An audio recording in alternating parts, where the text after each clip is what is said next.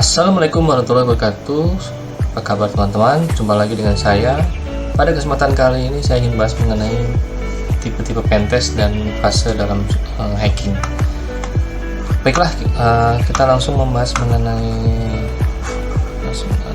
tipe-tipe dari pentest and testing. Jadi kita bahas. Jadi vulnerability dan port scanning itu tidak dapat mengidentifikasi suatu masalah yang dapat dilakukan oleh pengujian manual, dan inilah alasan mengapa organisasi memperkenalkan pentester untuk melakukan penilaian ini.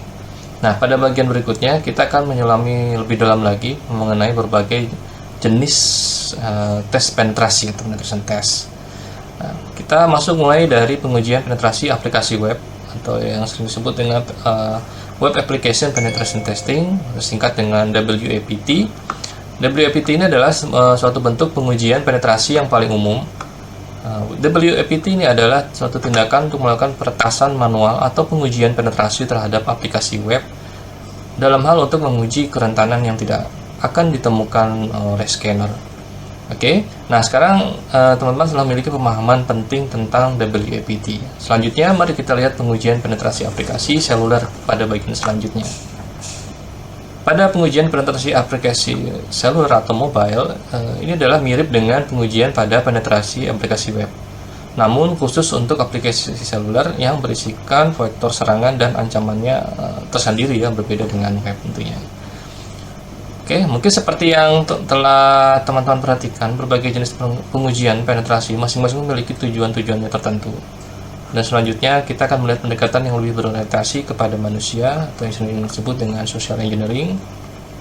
Di sini penetration testing atau social engineering adalah, menurut saya di sini jenis ini adalah satu jenis tes yang paling memacu adrenalin, sebab social engineering adalah seni manipulasi psikologi dasar manusia untuk menemukan suatu kerentanan manusia dan membuat orang tersebut melakukan hal-hal yang mungkin tidak akan mereka lakukan.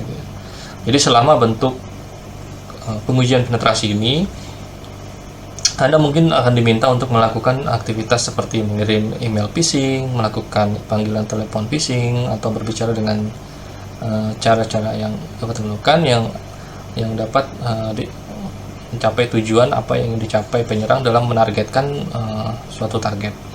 Ada banyak jenis serangan social engineering yang akan kita bahas nanti. Nah, yang paling umum Anda akan ditugaskan untuk melakukan audit keamanan pada sistem dan jaringan. Baiklah, pada bagian selanjutnya kita akan membahas mengenai pengujian penetrasi jaringan atau network penetration testing. Jadi pada network penetration testing akan berfokus kepada identifikasi kelemahan di lingkungan yang akan ditargetkan. Tujuan pengujian penetrasi ini adalah untuk mengidentifikasi kelemahan dalam sistem organisasi target, jaringan mereka, baik itu menggunakan kabel atau nirkabel, dan perangkat jaringan mereka seperti switch dan router. Berikut adalah beberapa tugas yang dilakukan dengan menggunakan pengujian penetrasi jaringan, seperti melewati intrusion detection system atau IDS, atau intrusion prevent system atau IPS, lalu melewati peralatan firewall, pembobolan kata sandi, lalu mendapatkan akses ke perangkat dan server, dan terakhir adalah memanfaatkan kesalahan konfigurasi pada switch dan router. Ya, baiklah, sekarang setelah Anda memiliki gagasan yang lebih baik mengenai tujuan dalam pengujian penetrasi jaringan, mari kita lihat tujuan pengujian penetrasi cloud pada berikut ini.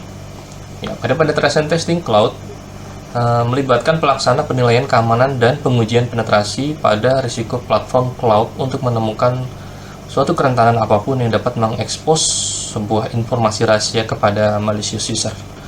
Nah, sebelum mencoba menggunakan platform cloud secara langsung, pastikan Anda memiliki izin resmi dari vendor. Misalnya, jika Anda melakukan pengujian penetrasi terhadap platform Azure, Anda perlu memerlukan izin resmi dari Microsoft. Baiklah, pada bagian selanjutnya kita akan membahas mengenai esensi pengujian penetrasi fisik atau physical penetration testing.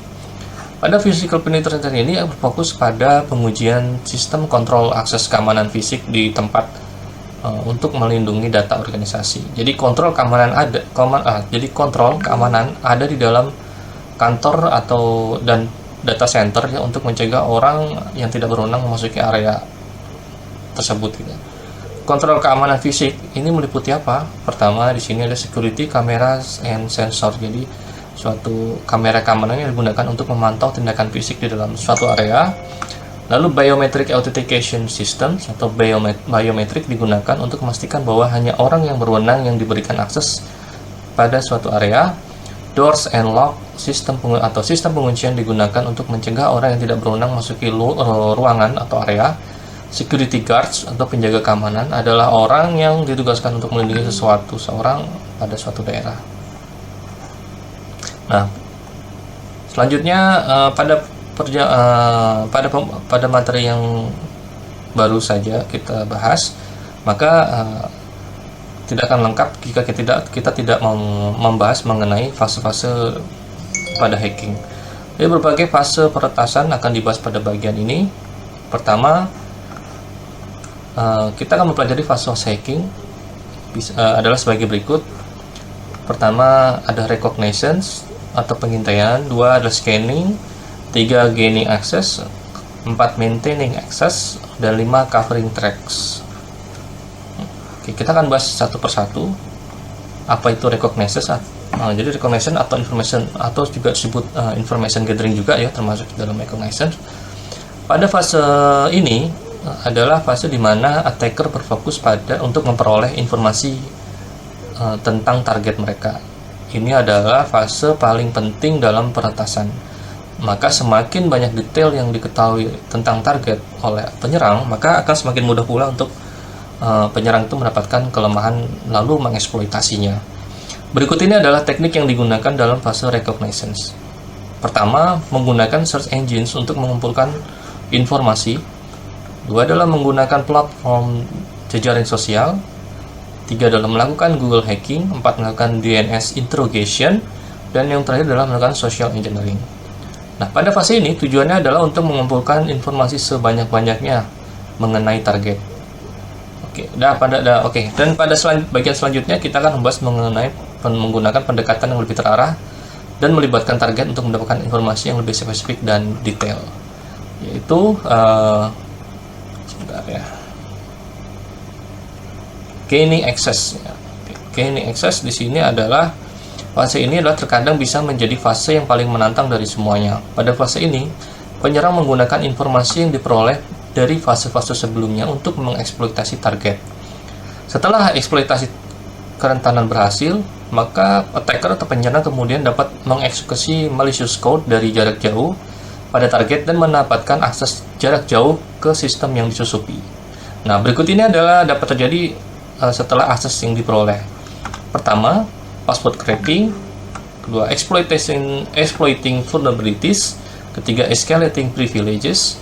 4, hiding files, dan kelima adalah lateral movement. Fase gaining access atau eksploitasi ini kadang-kadang bisa sulit sebab eksploitasi dapat bekerja pada satu sistem dan tidak pada yang lain. Jadi tidak semua sistem bisa dilakukan pada hal ini. Dan setelah melakukan eksploitasi berhasil, maka sistem akan diperoleh. Fase berikutnya adalah memastikan bahwa Anda memiliki koneksi yang terus-menerus terhadap target. Nah, di sini kita akan membahas selanjutnya mengenai maintaining access. Jadi setelah mengeksploitasi suatu sistem sebelumnya, maka penyerang biasanya harus memastikan bahwa mereka dapat memperoleh akses ke sistem korban kapan saja terhadap sistem tersebut, gitu ya. Maka hal ini dilakukan dengan membuat suatu backdoor access misalnya pada target, lalu menyiapkan bind connection atau persistence reverse antara mesin penyerang dan sistem korban.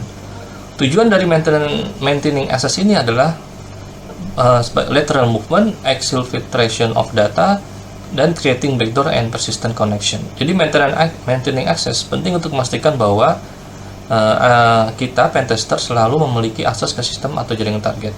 Setelah aspek teknis pentest selesai, selanjutnya untuk membersihkan jaringan. Dan sini adalah covering tracks. Pada fase terakhir ini adalah menutupi jejak. Gitu. Jadi ini memastikan bahwa kita tidak meninggalkan jejak kehadiran di sistem yang kita susupi. Sebagai pentester, kita ingin sebisa mungkin tidak terdeteksi di jaringan target. tidak memicu peringatan apapun saat kita menghapus jejak sisa dari tindakan yang dilakukan selama pentest. Covering tracks memastikan bahwa Anda tidak meninggalkan jejak kehadiran Anda di jaringan, karena pentest dirancang untuk diam-diam dan mensimulasikan serangan pada dunia nyata terhadap suatu organisasi. Baiklah, sekian pembahasan kita kesempatan kali ini pada kali ini. Terima kasih atas perhatiannya. Silahkan subscribe untuk mendapatkan informasi selanjutnya. Wassalamualaikum warahmatullahi wabarakatuh.